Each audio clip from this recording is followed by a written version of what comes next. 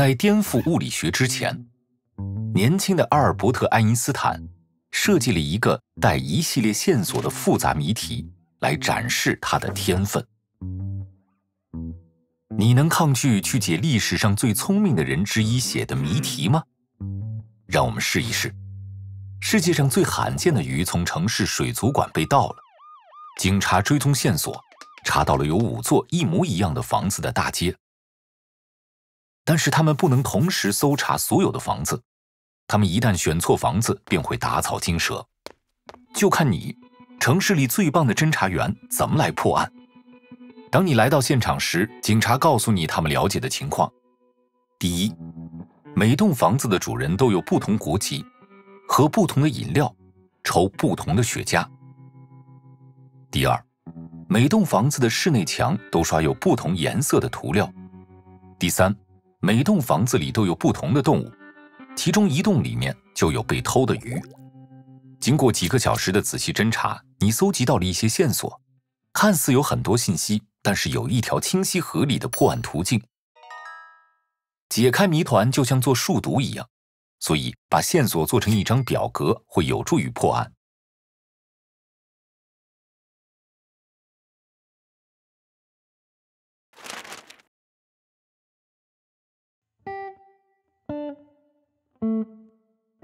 首先从第8和第9条线索开始，你立即就能发现挪威人住在大街的第1栋房子里。他旁边只有1栋房子。通过第14条线索推断，第2栋肯定有蓝色墙。第5条线索说绿墙房子的主人喝咖啡，这不可能是中间的那栋房子，因为你已经知道他喝牛奶。但是也不可能是第2栋房子，因为你已经知道是蓝色的墙。而且第4条线索说绿墙房子在白墙房子的左边，所以不可能是第1栋或第5栋房子。那绿墙房子里喝咖啡的主人唯一可能在的地方就是第4栋房子了，也就意味着第5栋房子是白墙。第1条线索给了国旗和墙的颜色，只有一栏既没有已知颜色也没有国旗，那这个肯定是英国人的红墙房子了。现在只有一个颜色还没有看到，黄色，那就肯定是第1栋房子了。线索7说抽登喜路雪茄的人就住在这里。第11条线索告诉你养马的人就住在隔壁，那就只有可能是第2栋房子了。接下来一步就是找到第1栋房子里的挪威人喝什么，不可能是茶，因为线索3说丹麦人喝茶。根据线索12，也不可能是树根啤酒，因为那个人抽 Blue Master。而且你已经分配好牛奶和咖啡了，那就肯定是水。根据线索15，你知道挪威人的邻居只有可能住在第2栋房子，抽 Blends 雪茄。现在只剩下1栋房子的主人还不知道喝什么饮料，抽什么雪茄，也就是第5栋房子，这就肯定是线索12里的人的家了。只有第2栋房子的主人还不知道喝什么饮料，喝茶的丹麦人肯定住在这儿。第4栋房子是唯一一栋不知道国籍和雪茄牌子的房子了，所以根据线索13，抽 Prince 雪茄的德国人肯定住在这里。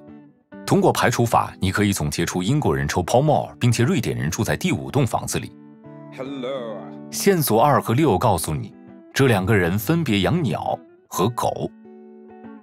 线索10告诉你，养猫的人是抽 Blend 的丹麦人的邻居，也就是在第1栋房子里。现在表格里只有1个空白位置，你就能知道绿墙房子里的德国人是罪魁祸首。你和警察冲进屋内，抓住盗鱼的小偷。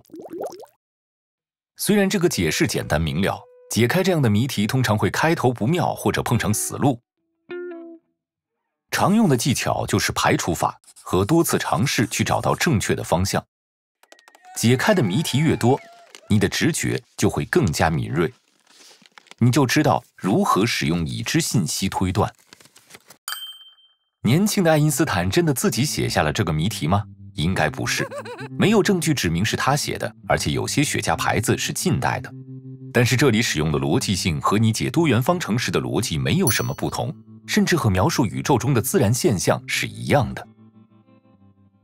现在您的解谜技巧已经充分准备就绪了，您能把每个人从追逐您的突变僵尸军队中拯救出来吗？